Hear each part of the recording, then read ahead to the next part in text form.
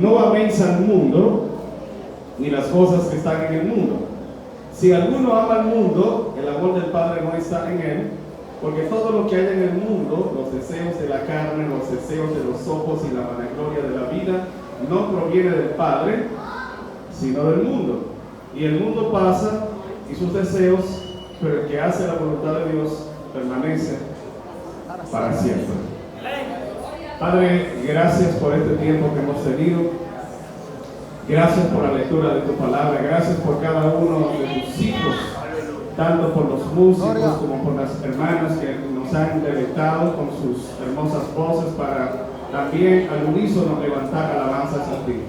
Señor, sigue ministrando a nuestras vidas. Te lo rogamos en el dulce nombre de Jesús. Amén. Pueden sentarse. Gloria al Señor para siempre. Eso es lo que dije al principio, que tenga su Biblia a mano.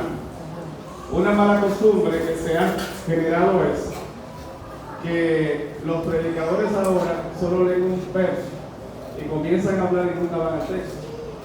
Entonces, deberíamos tomar conciencia de esto, porque más que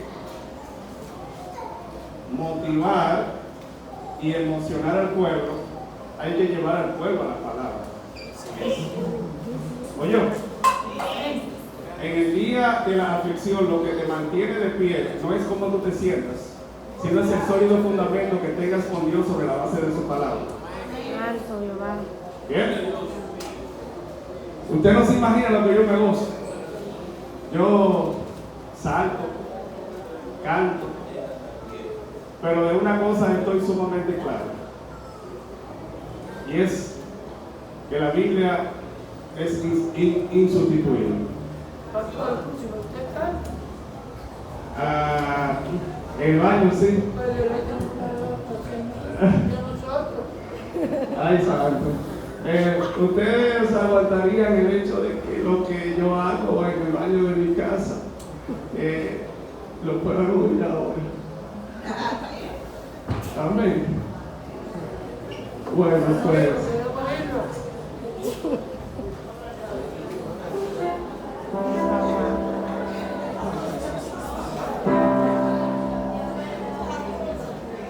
No tengo nada para ofrecer, nada que te pueda sorprender, solo corazón. Ayúdame. Levantado una y otra vez.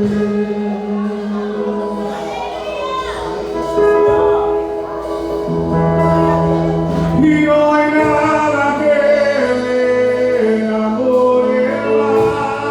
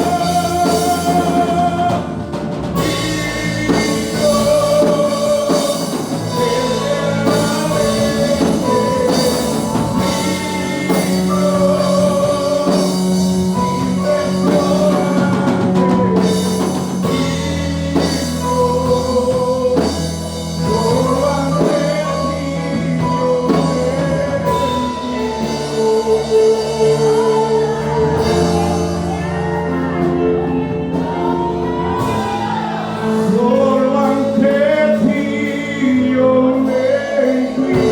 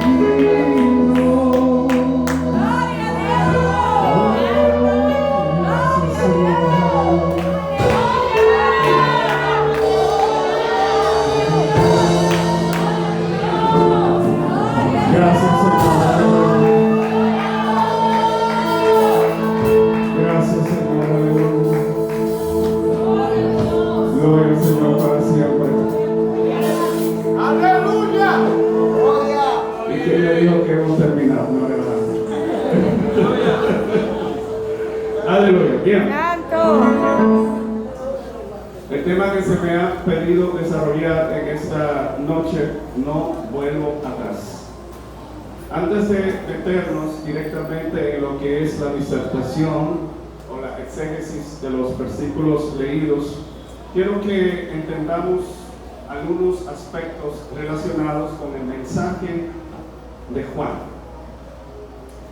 Yo supongo que todo el que está aquí en algún momento ha leído Primera de Juan.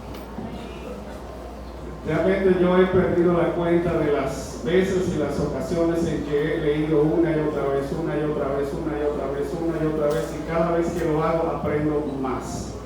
Y sé que si lo continúo haciendo, seguiré aprendiendo mucho más. Porque la palabra de nuestro Dios es inagotable. Amén. Entonces, ¿cuál es el tema? No vuelvo atrás. Muy bien. Quiero que veamos directamente cuál es el propósito de la composición de la epístola de Juan. Cuando uno va al versículo 4 del capítulo 1, inmediatamente se encuentra con lo siguiente, y es: estas cosas os escribimos para que vuestro gozo sea ¿qué? Cumplido. Damos un salto hasta el capítulo 5, versículo 13, y el mismo escrito nos dice: estas cosas se han compuesto, se han redactado a vosotros que creéis en el nombre del Hijo de Dios, para que sepáis. Esa preposición indica propósito, indica intención, para que sepáis que tenéis vida eterna y para que creáis en el nombre del Hijo de Dios. O sea, que la razón por la cual Primera de Juan fue inspirada por el Espíritu de Dios tiene que ver, por un lado, para que aprendamos a deleitarnos y gozarnos en el Señor y a encontrar entera y completa satisfacción en Él, lo cual es real. En segundo lugar, tener conciencia de que en Cristo tenemos vida eterna, así como se debería modelar una relación concreta con Él, donde cada día caminemos amparados y comisionados hacia ciertos estándares que nos acerquen y nos permitan revelar ante otros la magnificencia o la eficacia de la gracia en pecadores arrepentidos, pero que ahora han sido lavados por la sangre de Cristo, y con el reto de caminar como viendo al invisible pese a las dificultades que enfrenten en la vida. En el Evangelio de Juan encontramos en numerosas ocasiones un vocabulario o un repertorio relacionado, por ejemplo, con la palabra vida. En Juan es repetitivo el uso de este concepto, vida, haciendo alusión al verbo de vida, y el verbo de vida no es más que el Logos eterno que estaba con el Padre antes de la fundación del mundo. Pero también en esta hermosísima carta encontramos términos que tienen que ver con la comunión con nosotros, con la comunión con el Padre, así como con la comunión con el Hijo.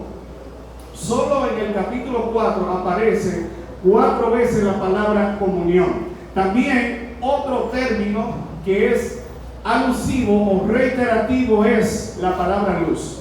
Luz peina toda la epístola. ¿Por qué? Porque Juan quiere enfatizar de que en Dios no hay ningún tipo de tinieblas, sino que al contrario, Él es luz, y en ese contexto nosotros también deberíamos caminar en luz, mostrando la naturaleza de nuestro llamado en Él. De igual manera, hay otra palabra que aparece una y otra vez en esta carta, y es el vocablo verdad.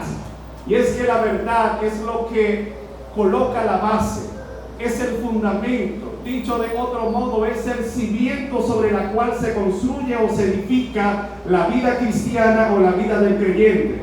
Sin la verdad, el evangelio sería insípido. Sin la verdad, el evangelio no tendría perspectiva. Sin la verdad, realmente, o en pocas palabras, no tendríamos nada bueno que decir, porque las buenas nuevas consisten en que, por un lado, se nos presenta una mala noticia de que somos pecadores, de que estamos condenados, de que somos reos, de que somos inhabilitados, de que no tenemos la capacidad de poder obedecer en nuestro poder, en nuestras fuerzas. Pero la buena noticia es que Jesucristo se hizo hombre para tomar nuestro lugar, morir, derramar su sangre y entonces redimirnos, justificarnos y salvarnos, y eso entonces nos llena de paz. ¿Por qué? Porque el creador del mundo ha trazado un plan para rescatarme y entonces reintegrarme a la familia de Dios, que por causa del pecado me enemistó. Por eso es necesario, por un lado, para poder apreciar las buenas noticias, estar conscientes de las malas noticias. ¿Bien? Otro término es la palabra practicar. Otro es andar. Y otro término es pecado. Y otro término es muerte. Bueno, todo ese arsenal, todo ese repertorio, todos esos términos son intencionalmente incluidos en esta epístola para establecer un contraste. A Juan le fascina diferenciar entre la vida y la muerte.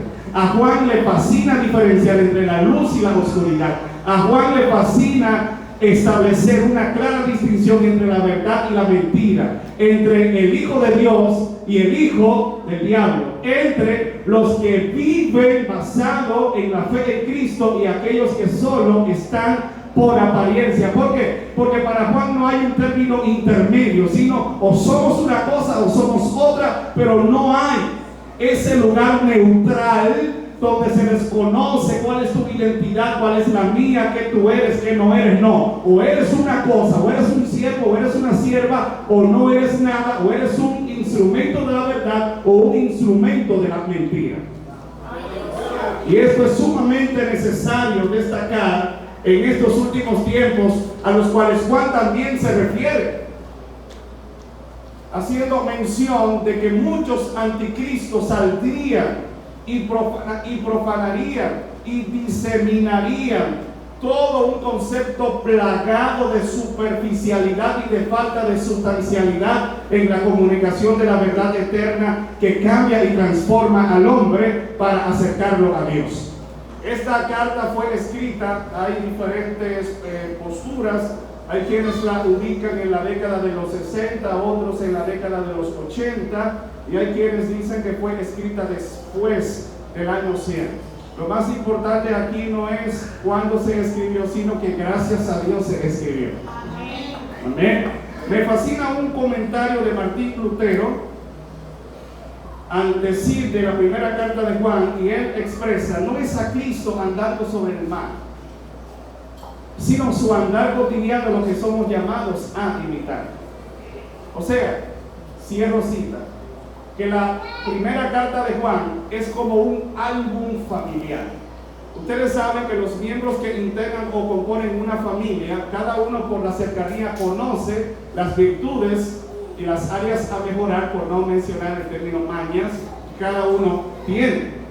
Por esa razón, cuando uno ve una foto, puede dar una radiografía de cuál es el comportamiento de cada uno por el conocimiento cercano que cada miembro que la compone tiene, tanto del padre como de los hijos hacia los padres, así como de la madre, del primo, del tío, etc. Entonces, Primera de Juan es eso, la descripción de que sobre el fundamento de cuánto nos conocemos, poder hablar de un concepto de familia por la relación estrecha que hay, y eso es lo que hace Primera de Juan.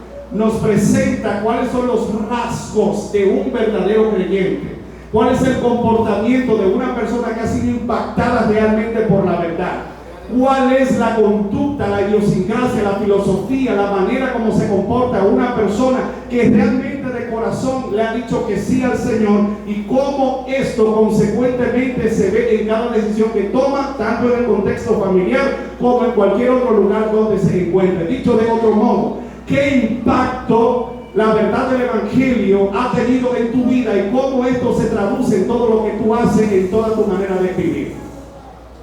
Por eso, como ya dije, Juan es claro, diáfano, Juan es preciso, cortante. Es como el bisturí del cirujano que cuando tiene que extirpar el cáncer, sobre la luz radiante que se enfoque en la parte afectada, puede ver claramente para dilucidar y entonces quitar por la palabra lo que tiene que ser extraído, y por el otro dejar todo lo bueno partiendo del modelo divino que cada hijo de Dios debe reflejar en su comportamiento o en su estilo de vida.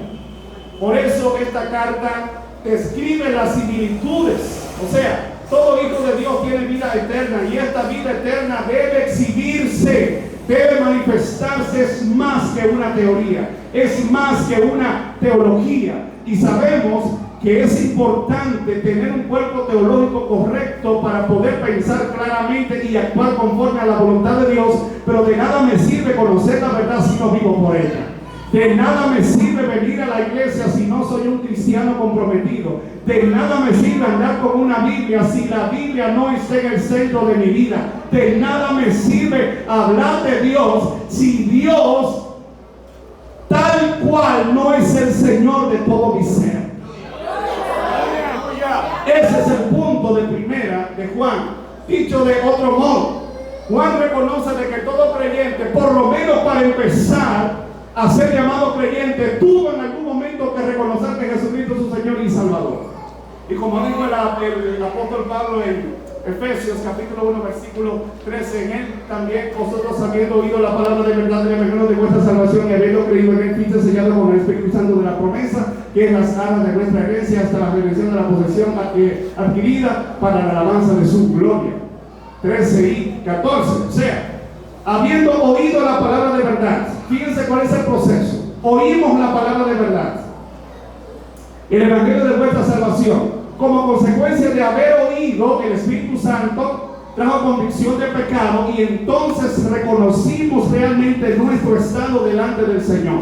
Entonces, Él, por la obra maravillosa de la cruz, nos lleva al Padre, porque nadie puede venir al Hijo a menos que el Padre le traiga. Eso lo dijo el Señor Jesucristo. ¿Y de quién el Señor Jesucristo toma como marco de referencia para precisamente hacer toda operación divina en el corazón del hombre? Del Espíritu Santo. Porque aquí que estoy a la puerta y llamo. Si alguno abre la puerta, yo entraré, cenaré con él y él conmigo. Pero hay un toque de Dios, una palabra de Dios, una proclamación de la verdad de Dios. Pero cada persona es responsable de poder responder adecuadamente a esa ministración que el Espíritu de Dios hace cada vez que se predica la palabra que Él inspiró. Gloria a Dios. Gloria a Dios. En ese sentido, Pablo dice: habiendo oído la palabra de verdad del evangelio de vuestra salvación y habiendo creído en él, fuisteis sellados con el Espíritu Santo de la promesa. O sea, ese sello representa el pago inicial en una transacción comercial. O sea, garantiza, asegura de que lo que falta se completará. ¿Por qué? Porque la suma hace que quien hizo la inversión no quiera perder el esfuerzo que se ha hecho para cubrir la deuda completa. Así que Dios se ha comprometido en su perfecta integridad, no solo a salvarnos, sino también a transformarnos. Por eso Juan dice que la primera indicación para que un pecador forme parte de la familia de Dios o se convierta en un creyente auténtico, aparte de reconocer a Jesús como Señor y Salvador, el texto nos enseña que una evidencia de que esto es real es que ama al Señor. Tercero, aparte de amar al Señor, ama a los hijos de Dios. Cuarto, aparte de amar al Señor y a los hijos de Dios, o sea, sus hermanos, también la persona cuya naturaleza a través del proceso de la regeneración ha sido cambiada, también debe evidenciar una obediencia a los mandamientos del Señor. Por último, Juan habla de no practicar el pecado, sino que es una persona que se caracteriza por vivir en santidad. Dicho de otro modo, Primero de Juan nos enseña que un verdadero creyente, aparte de su conversión, ama a Dios. Aparte de amar a Dios, ama a sus hermanos. Aparte de amar a sus hermanos, obedece los mandamientos. Y aparte de obedecer los mandamientos, se destaca por no manifestar hábitos, costumbres o un estilo de vida donde el pecado lo gobierne, sino que al contrario, puede pecar esporádicamente, circunstancialmente, pero el pecado no es el Señor de su vida. ¿Por qué? Porque ha reconocido enteramente que el gozo, la fortaleza del Señor le capacita, le habilita para poder resistir y batallar contra el pecado. Y lo normal es que comúnmente venza, no que sea vencido por el pecado. Todo eso yo se lo voy a demostrar bíblicamente. Mire, Juan es claro, porque en esta carta el llamado es que Jesús se hizo lo que nosotros somos para hacernos a nosotros lo que Él es. Pero antes de meternos directamente en lo que es el trasfondo o el mensaje del primero de Juan, quiero que veamos cuál era la problemática que Juan tuvo que enfrentar para hacer resistencia a ciertos modelos de pensamientos enemigos de la verdad de Dios que intentaban desde adentro, no desde afuera, desde adentro, aunque también habían ataques externos, pero predominaban los internos. No hay mayor peligro en contra de la iglesia que los ataques que se levantan internamente. Porque los de afuera, ya desde lejos, uno los visualiza, pero desde adentro hay cierta confianza. Y si no se tiene cuidado, si no hay visión, si no hay discernimiento, pueden generar muchos estragos y arrastrar a los santos hacia el naufragio espiritual. Así que tenga a mano, por favor, su Biblia. ¿Bien?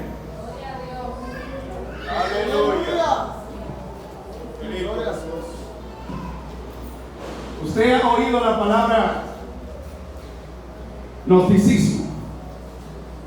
Voy a hablar brevemente de los enemigos del evangelio llamados los gnósticos, los docetas y un heresiarca llamado Cerinto, que era afín con estas filosofías o corrientes de pensamientos que se habían levantado en contra de los lineamientos escriturales de la palabra del Señor.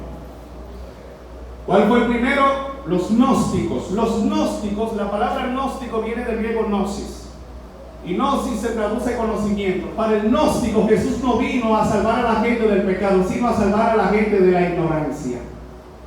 O sea, le daba mayor valor a lo que es la gnosis o al conocimiento por encima de la pistis, que es el término griego para fe.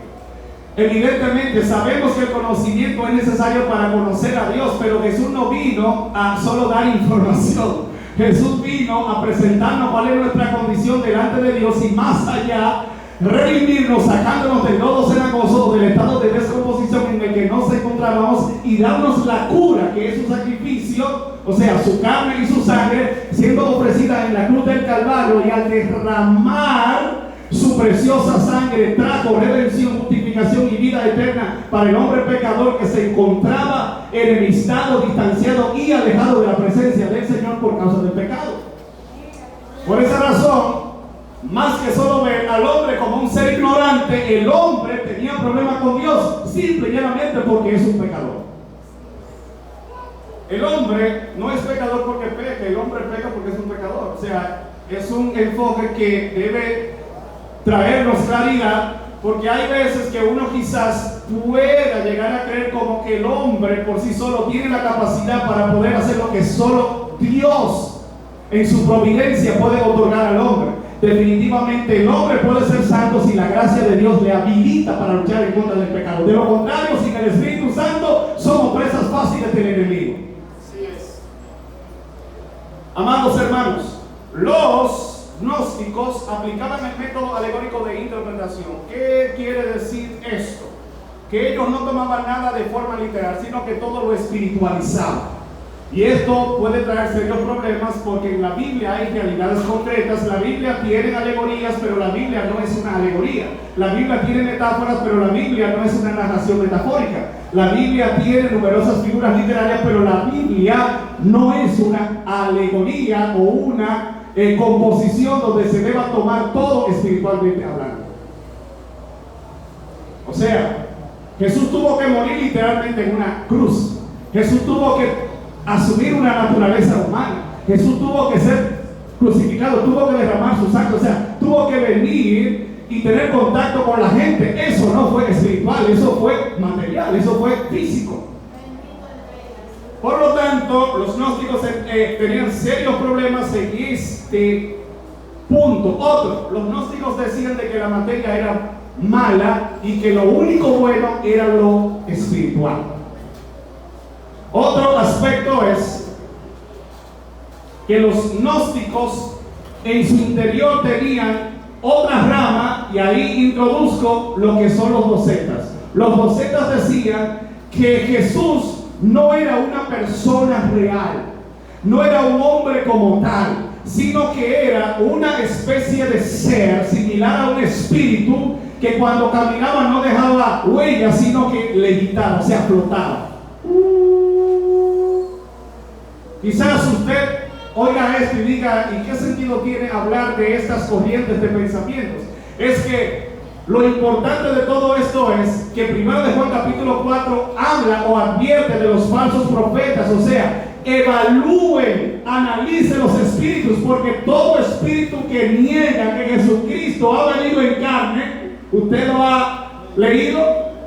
Eso viene precisamente por la influencia de los docetas. O sea, los docetas creían que como Jesús no era Dios hecho hombre, sino una especie de emanación de poder que había salido de otra emanación y a su vez de una emanación de otra, hasta emanaciones o manifestaciones de poderes en los lugares celestiales. Entonces Juan está destacando aquí que los docetas también están en un grave error. ¿Por qué? Porque todo lo que niega la encarnación de Jesucristo es una obra del maligno.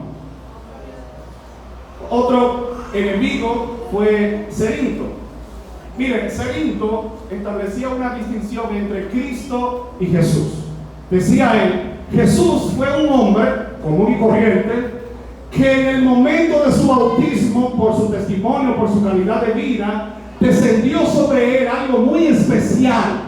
Esa investidura celestial, él la denomina Cristo. O sea, que para él, poder divino es una cosa y la realidad del hombre histórico es otra. Dicho de otro modo, Cerinto dijo que cuando Jesús fue crucificado, el Jesús hombre fue abandonado por el Cristo divino, e incluso hay dos composiciones como es el Evangelio de Pedro, que es una composición apócrifa, así como los Hechos de Juan, que es otra aberración, donde supuestamente en el Evangelio de Pedro Jesús, en vez de decir lo que nosotros encontramos en los evangelios sinópticos o reales, Eli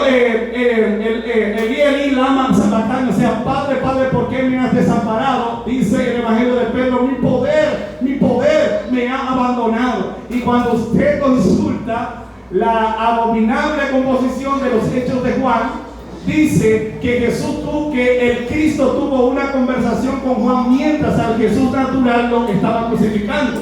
Y en esa conversación le dice que el Espíritu a Juan, mira, La gente podrá pensar que yo estoy sufriendo ahí mientras los soldados me laceran, me vituperan, me humillan, me colocan la corona de espina, luego me van a clavar en una cruz. Ellos creen que yo estoy padeciendo todo esto, pero no, el Cristo que soy yo está aquí hablando contigo. Así que quiero que tengas conciencia de lo que es real, de lo que no lo es. Sin embargo, nosotros analizando todo esto, debemos comprender lo siguiente. Si Jesús no se hizo hombre, entonces, ¿qué fue lo que se llevó a cabo en la cruz?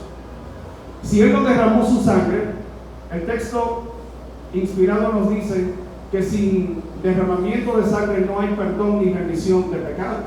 Así que si Él no murió, si Él no derramó su sangre, si Él no experimentó la condición de la muerte, entonces no resucitó. Y si no resucitó, nosotros somos dignos de la mayor conmiseración y la mayor lástima que el mundo pudiera tener, porque si el Salvador de los cristianos o del mundo no venció a la muerte, entonces nuestra fe es vana. Nuestra fe queda sin fundamento, porque lo que le da el calificativo al cristianismo de ser una presentación sobrenatural de la verdad de Dios es que Jesucristo resucitó, venció a la muerte, venció al pecado y venció también al diablo. Recuerde que morir no tiene nada de especial, todo el mundo se muere, pero ¿quién ha vencido a la muerte? Jesús, el Hijo de Dios.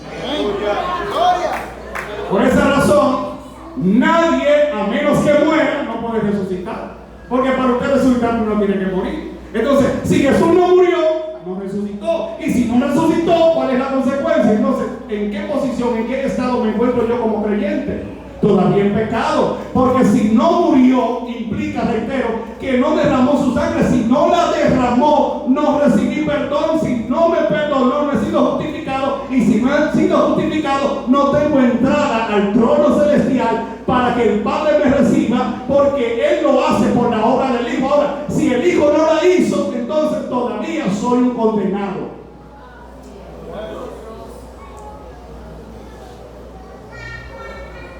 ¿Estamos conscientes de cómo un punto te lleva al otro? ¿De por qué la Biblia una y otra vez hace referencia a la resurrección de Cristo? Porque su resurrección, como dice ese coro, es nuestra garantía. Ahora, veamos rápidamente algunas consecuencias que nos plantea el gnosticismo. Los gnósticos defendían el ascetismo. ¿Qué es el ascetismo? El maltrato brutal, desconsiderado e inmisericordia del cuerpo. O sea, se laceraban, porque acuérdense cuál era su filosofía: la materia es mala. Si el cuerpo físico es material, entonces implica que yo debo ¿qué? Castigarlo, que yo debo ¿qué? Destruirlo.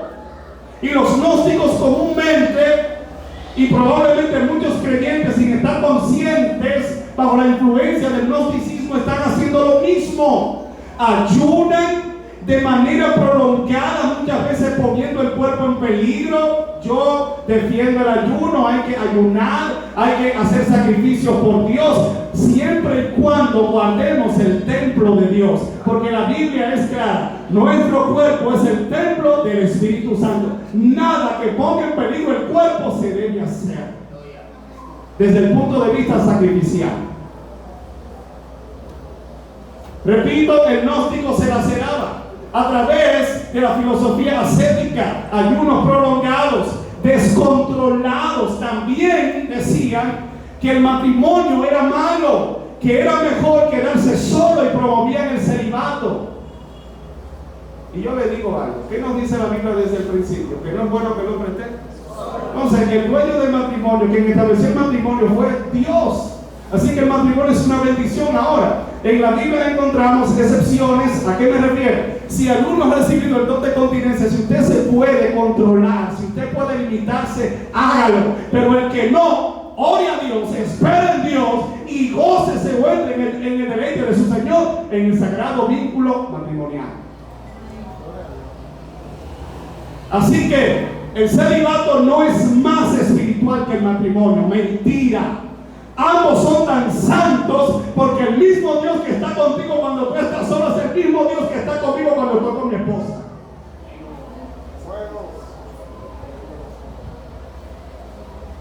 Los gnósticos también decían que el sexo era pecaminoso, que era perjudicial, que era nocivo. Mire, la Biblia habla del sexo con una naturalidad. ¿Por qué? Porque es otra bendición del cielo. Todos esos ataques fueron contrarrestados por Juan sobre el enfoque negativista de los gnósticos. Otro punto: si la materia era mala y solo lo espiritual era bueno, entonces lo que yo hiciera con mi cuerpo no era de gran importancia. ¿Por qué? Porque si el cuerpo es malo, ¿qué yo tengo que hacer con el cuerpo? Lo malo hay que exterminarlo. Y el gnóstico entonces decía que no importaba lo que uno hiciera con su cuerpo con tal de alcanzar la gratificación personal sin límites. Y yo te pregunto, ¿eso es cierto? Mira lo que nos dice 1 de Juan capítulo 1 versículo 6. Aleluya. 1 de Juan capítulo 1 versículo 6 dice: si decimos que tenemos comunión con Él y andamos en tinieblas, mentimos y no practicamos ¿qué? La verdad. Así que para Dios es importante tanto lo que hacemos con el cuerpo que con lo que hacemos con nuestra parte espiritual. ¿Por qué? Porque el ser humano es un ser integral que debe ser guardado en espíritu, alma y cuerpo hasta la venida de nuestro Señor irreprensiblemente. En algunos lugares incluso se llegaba más lejos. Había cierto número de creyentes que por el arrastre pernicioso del gnosticismo decían: es probable que a Dios le interese que para yo valorar la importancia de la gracia pueda caer lo más bajo posible, o sea, ensuciarme más, embarrarme más, porque acuérdense que incluso Pablo tuvo que refutar este modelo de pensamiento. Para que la gracia sobreabunde, el pecado tiene que abundar. Entonces muchos malinterpretaron esto y comenzaron a vivir perdidamente para que la gracia de Dios se manifestase con mayor esplendor. Esta es una forma errada de pensamiento. Apocalipsis capítulo 2 versículo 22 dice que incluso en la iglesia de Tiatira algunos habían experimentado las profundidades de Satanás. O sea, que algunos fueron arrastrados para practicar ocultismo, entendiendo que para yo poder apreciar lo bueno frente a lo malo, tengo que degustar lo malo. Y yo te pregunto lo siguiente: ¿tengo yo que consumir veneno para saber que el veneno mata? ¿Tengo yo que poner mi vida en peligro para saber que Dios salva? Vanamente no.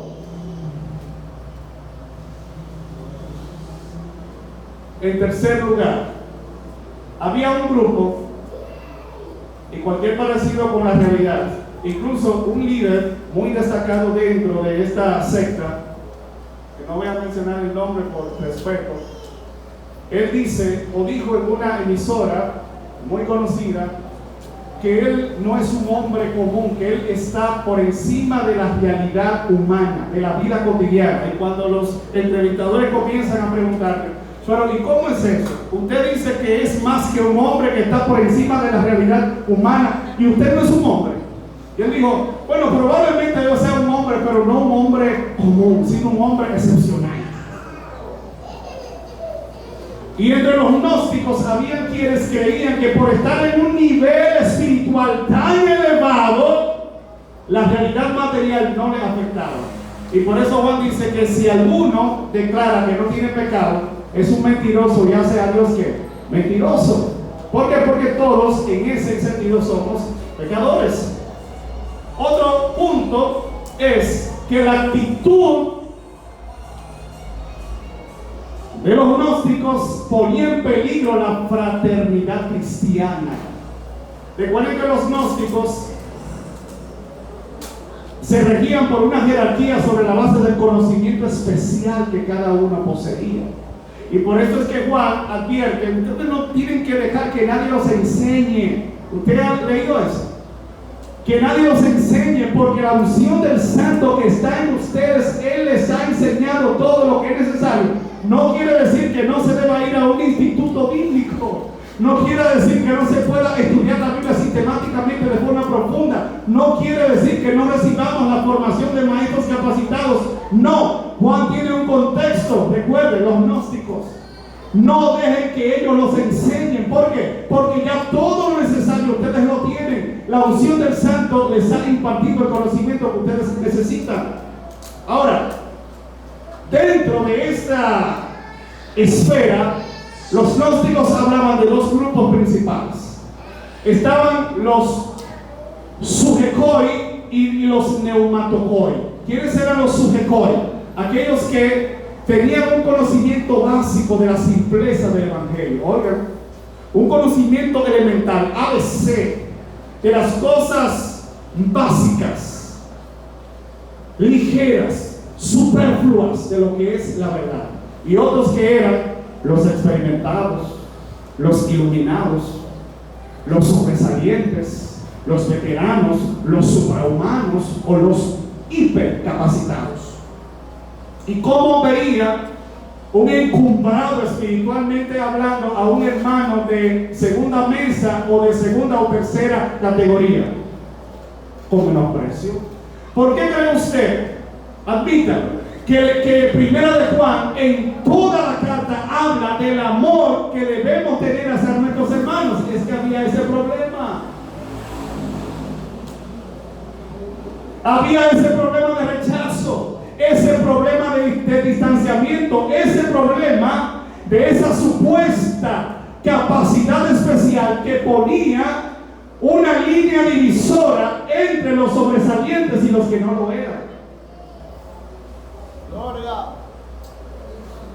Amados, todo esto os deja ver una cosa, y es que la verdad del Señor tiene que ser presentada y tiene que ser defendida. Quiero que veamos otros aspectos. ¿Por qué Juan es cortante? ¿Por qué Juan es tajante? Mire, en 1 de Juan 1:5 el texto nos dice: Dios es luz, y resalta de que en Él no hay ningunas tinieblas. O sea, las tinieblas no tienen parte ni suerte en Él. Por ende, el creyente tiene que ser pulcro, el creyente tiene que ser santo, el creyente tiene que ser una persona consagrada, dedicada.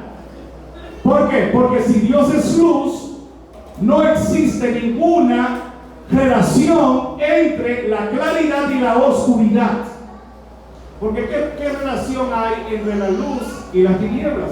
¿Qué relación hay entre Cristo y Belial?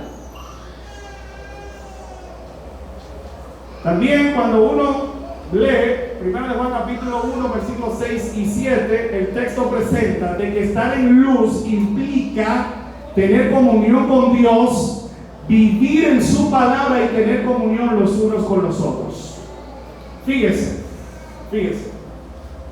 tener comunión con Dios, amar a los hermanos y vivir sobre la base de su palabra. 1 de Juan 1:6 dice: si decimos que tenemos comunión con Él y andamos en tinieblas, mentimos y no practicamos la verdad. ¿Y cuál es la diferencia entre practicar y simplemente pecar?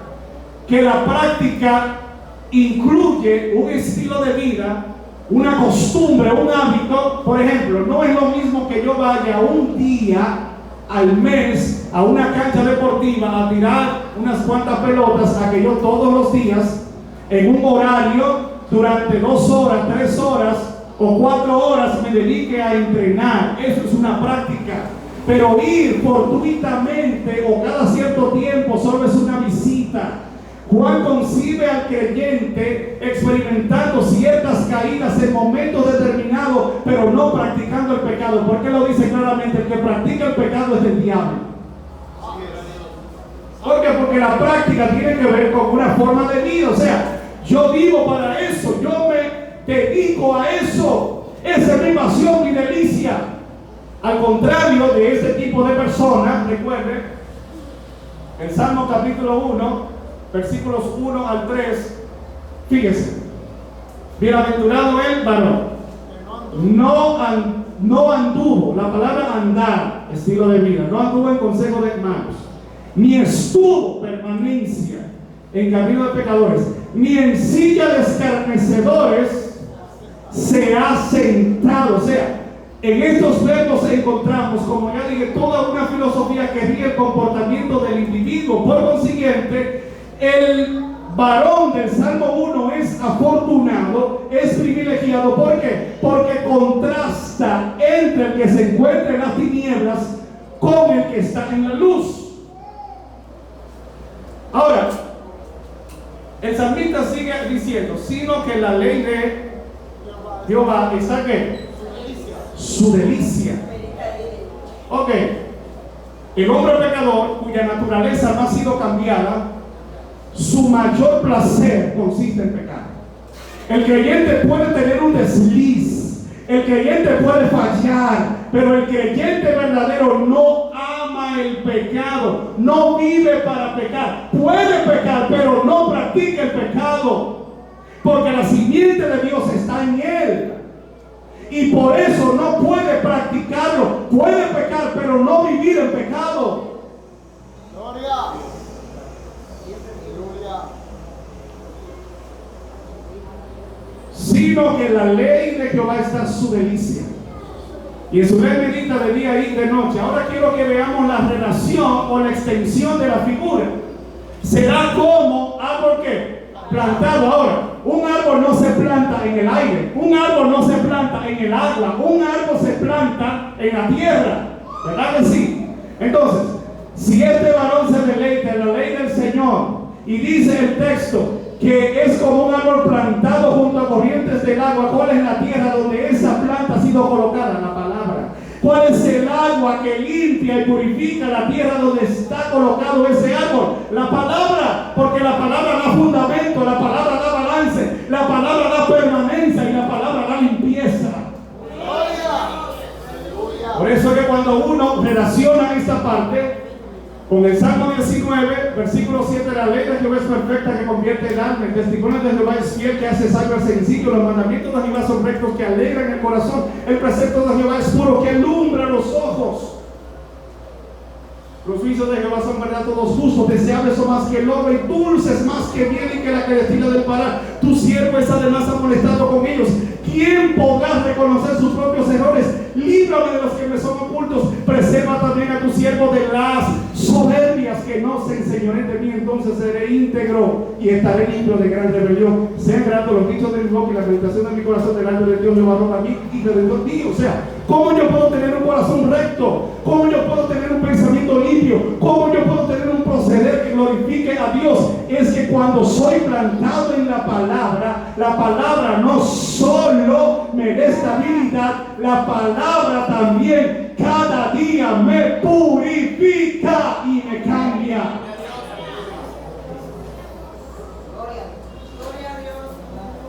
Por eso, amados hermanos, quiero que relacionemos lo que vimos brevemente en el Salmo 1 con Jeremías capítulo 17.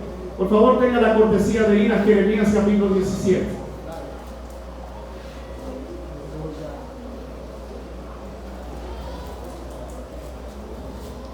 Gloria a Dios. Bendito sea el nombre de Jesús. Aleluya.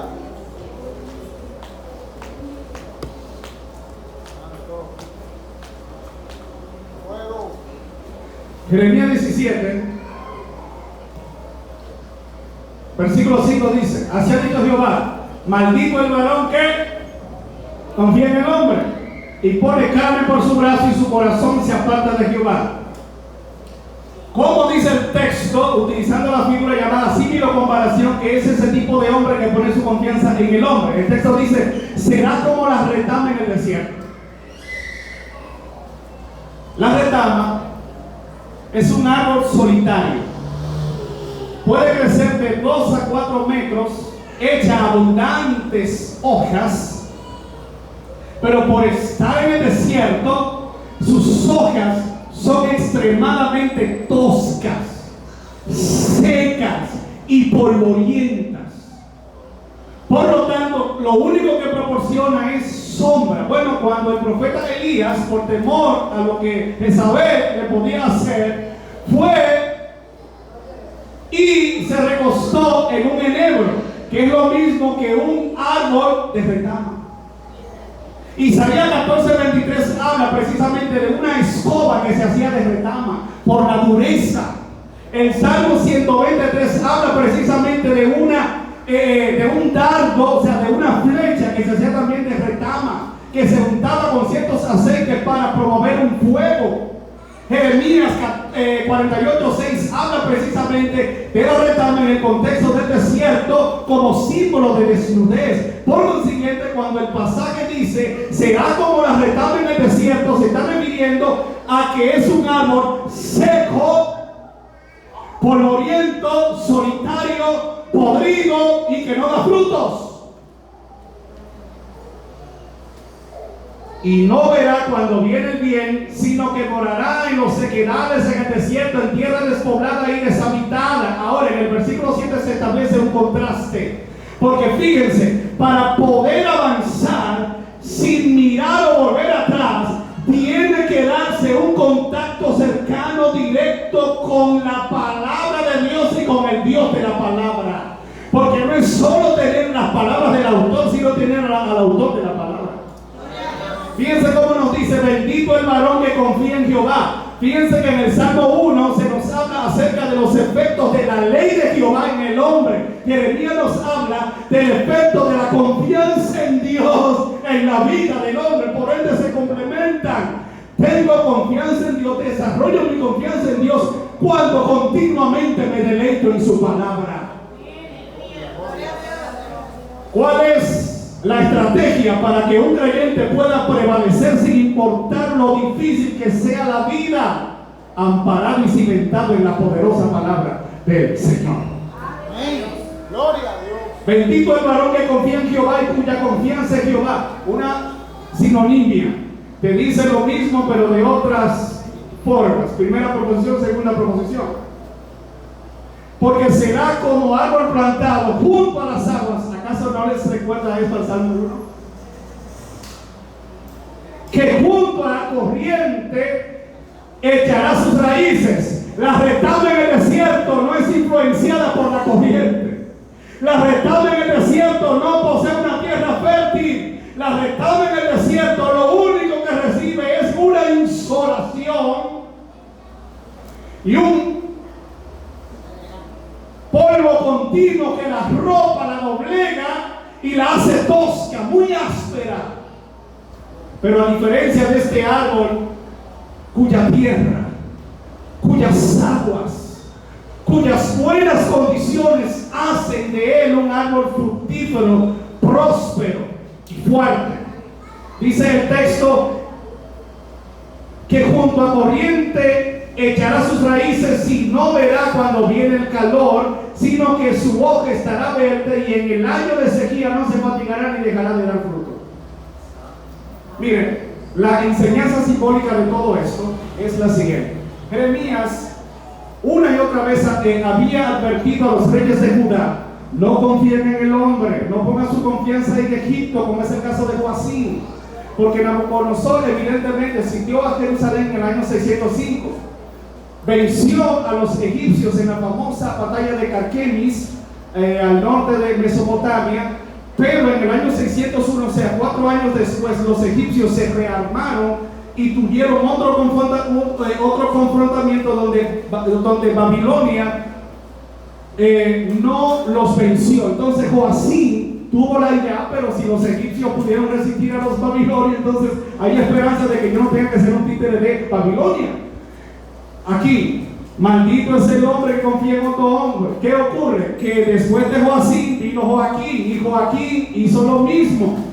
Después llegó Sedequías. Sedequías quiso rebelarse contra los babilonios y Jeremías una y otra vez le decía: no te rebeles, sujétate, entrégate para que te vaya bien. Y la palabra de todo esto es: maldito es el hombre si tú crees que la fuerza política, la fuerza militar te traerá esperanza, eres un maldito. ¿Por qué? Porque no estás confiando en el Señor.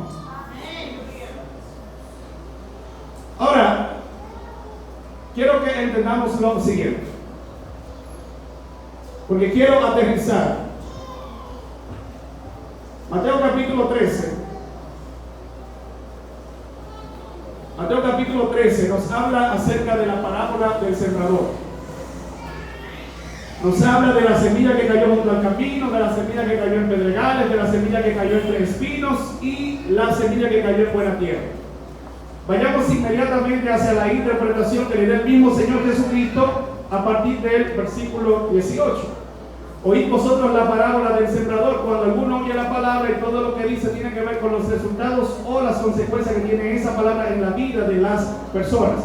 Cuando vamos al que cayó junto al camino, fíjense que es el tipo de persona que oye la palabra del reino y no la entiende. Viene el malo y arrebata lo que fue sembrado en su corazón. Este es el que fue sembrado junto al camino. Pero cuando vamos al que fue sembrado en pedregales, este es el que oye la palabra y al momento la recibe con gozo, pero no tiene raíz en sí, sino que es de corta duración, pues al venir la aflicción o la persecución por causa de la palabra, luego tropieza. O sea, cada uno tiene un resultado funesto, salvo la buena tierra, la tierra fértil. Y ahí es donde podemos aterrizar con la enseñanza del Salmo 1 y con la importancia de la verdad tal cual como Juan la puntualiza. Porque el último terreno o la semilla que cayó en la tierra fértil, lista, preparada, pudo germinar y producir resultados a un 100, a un 60 y a un 30 por 1, precisamente por la calidad de la tierra. Fíjense que el hombre bienaventurado del Salmo 1 fue plantado, pero aparte de ser plantado había agua. O sea, que más allá de solo estar en un lugar, era sustentado y preservado sobrenaturalmente por el Dios que amparaba y prosperaba esa obra. Por ende, mis amados hermanos, debemos tener constancia de lo siguiente: el cristianismo verdadero se fundamenta, repito, en una relación con Dios, que viva la luz de su palabra y tener comunión los unos con los otros. Y por eso es que Juan habla en el capítulo 2, versículo 15, no amen al mundo. Y quizás usted diga, pero ¿cómo no amar al mundo? Si Juan 3:16 dice, porque de tal manera amó Dios al mundo, que ha dado a su Hijo unigénito para que todo aquel que en él crea no se pierda, al contrario, tenga vida eterna. Es que la palabra mundo tiene que ser contextualizada. La palabra mundo se emplea para referirse a la creación. La palabra mundo se utiliza para referirse a la humanidad. Pero la palabra mundo también se usa en el contexto de una filosofía. Se usa en la esfera de una tendencia. Se usa como sinónimo de una manera de interpretar o de ver la vida totalmente contraria a lo que la palabra de Dios estipula. Por consiguiente, cuando Juan dice aquí, no amen al mundo, no se está refiriendo a las personas, sino a la filosofía enemiga de Dios que se erige como la mejor opción en contra de la voluntad del Señor. No améis al mundo ni las cosas que están en el mundo. En ese contexto, si alguno ama la filosofía mundana, recuerde que si usted ama una filosofía, una creencia, un cuerpo o conjunto de convicciones, recuerde que usted y yo somos lo que creemos, somos lo que pensamos, somos lo que para nosotros representan las convicciones. Si yo creo tal cosa, voy a actuar en correspondencia a eso que creo. Así que si abrazo la filosofía mundana, ¿cómo voy a vivir? Como un mundano. Si pienso como un mundano, aunque diga que sea cristiano, ¿cómo se traduce esto? ¿Cómo repercute esto en mi diario vivir? Simple y llanamente como una persona que no conoce a Dios. Por eso es que Juan dice, si alguno ama la filosofía del mundo, los modelos de pensamiento del mundo, el amor del Padre no está en él. Porque la verdadera obediencia consiste en vivir acorde con los principios de la palabra del Señor, porque Él lo dice claro: si me amáis, guardad mis mandamientos.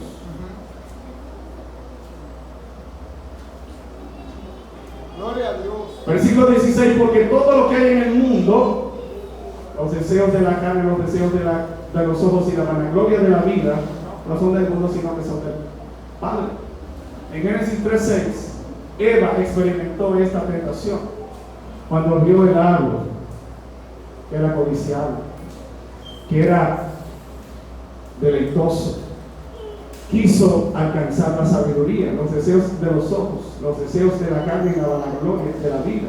Jesucristo fue tentado también en estas tres áreas y fue vencedor. Efesios 2:1 adelante nos dice: y Él os dio vida a vosotros cuando estabais muertos en vuestros delitos y pecados, entre los cuales anduvisteis en otro tiempo, siguiendo la corriente de este mundo, conforme al príncipe de la potestad del aire, el espíritu que ahora opera en los hijos de desobediencia, entre los cuales también en otro tiempo estabais nosotros, haciendo la voluntad de la carne, y de los pensamientos, y éramos por naturaleza hijos de ira, lo mismo que los demás. Pero hubo un pero que cambió nuestras vidas, que es lo que Juan está planteando aquí. El verdadero amor a Dios me cohíbe de yo deleitarme en las cosas que son perniciosamente mundanas. Así que, versículo 17, el mundo, los modelos de pensamiento, las filosofías, miren, solo hay que analizar brevemente cómo los hombres a través de las edades han tenido ideas y cómo cada uno pretende defender lo que piensa. Solo para tener un ejemplo. Usted conoce lo que fue el barroco. El neoclasicismo se levanta en contra de los que apoyaban el barroco como movimiento artístico, pero en contra de los neoclasicistas y los ilustrados se levantaron los románticos. En contra de los románticos, los realistas. En contra de los realistas, los modernistas. O sea, cada uno tiene una propuesta. O sea, las tendencias vienen y van. Los modelos de pensamientos suceden unos a otros, pero el que hace la voluntad del Señor, ese es el que permanecerá para siempre. Así que ten cuidado de no ser como la mujer de Lot, de no estar mirando hacia atrás, de no tener el corazón arraigado en las cosas terrenales o en las cosas de este mundo. Al contrario, te invito a que pongas tu mirada en el blanco de la soberana vocación y que puedas caminar como lo hizo Moisés, como viendo al invisible. Amén, aleluya. Gloria a Dios. Usted conoce de lleno la breve narración de la vida de Enoc, tal cual como leía la hermana. Enoc caminó con Dios. ¿Y qué dice el texto bíblico? Que fue traspuesto porque Dios se lo llevó. Pero me gusta lo que agrega el escritor a los hebreos. El escritor a los hebreos en el capítulo 11 dice que Enoc, habiendo dado testimonio, o sea, que todo se traduce en vivir nuestra fe, en abrazar nuestra fe. ¿Por qué? Porque el Señor no se deleita en aquellos que retroceden, en aquellos que son cobardes. Solo pregúntele a Daniel cuando fue echado en el foso de los leones. Solo pregúntele a los jóvenes hebreos, y cuando hablo de jóvenes no me estoy refiriendo a los adolescentes, porque en Daniel capítulo 3 ellos no eran unos adolescentes, ya eran hombres o jóvenes maduros, probablemente entre 35 a 36 años, pero no más de 40 años. Pero eran jóvenes todavía, y decidieron recibir la condenación de ser quemados, pero no menguar en cuanto a su fe. ¿Cuál es tu llamado? ¿Cuál es tu desafío? La meta de Dios es que no volvamos atrás, de que no abandonemos y nos rezaguemos en la fe, sino al contrario, que mantengamos nuestro andar y que decididamente luchemos cada enfrentamiento, cada batalla, confiados en que el Señor nos dará la victoria. Que el Señor nos siga ayudando, que el Señor nos siga guardando y que de ninguna manera volvamos atrás. Porque